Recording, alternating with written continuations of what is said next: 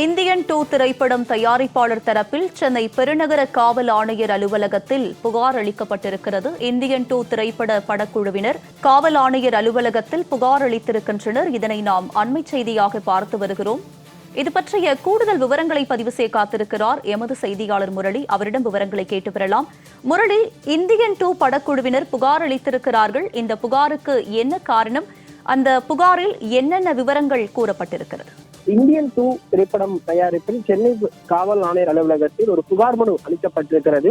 இயக்குனர் சங்கர் தயாரிப்பில் நடிகர்கள் கமலஹாசன், காஜல் அகர்வால், பல்வேறு பிரமுகர்கள் நடிப்பிற்கு வெளியாக இருக்கக்கூடிய இந்தியன் 2 திரைப்படமானது கடந்த 5 ஆண்டுகளாக நடைபெற்று வருகிறது. இந்த நிலையில் இந்த படக்காட்சி முழுவதுமாக முடிந்த சூழ்நிலையில் நேற்றைய முன்தினம் படக்காட்சியின் ப்ரொமோஷன் ஷூட் சென்னை பட்டினப்பாக்கத்தில் நடைபெற்றதாக கூறப்படுகிறது. அதனுடைய காட்சிகள் சமூக வலைதளங்களில் யாரோ வெளியிட்டதாக தற்பொழுது சென்னை மாநகர காவல் ஆணையர் அலுவலகத்தில் இந்தியன் 2 திரைப்படத்தின் தயாரிப்பு சைடிலிருந்து இயக்குனர் சிஓ அவர்கள் புகார் மனு அளித்திருக்கிறார். இந்த புகாரில் அந்த நபர் மீது உடனடியாக நடவடிக்கை எடுக்க வேண்டும் எனவும், அதே போன்று அந்த காட்சிகளை உடனடியாக நீக்க வேண்டும் எனவும் இந்தியன் 2 திரைப்படம் தயாரிப்பிலிருந்து கொடுக்கப்பட்டிருக்கிறது.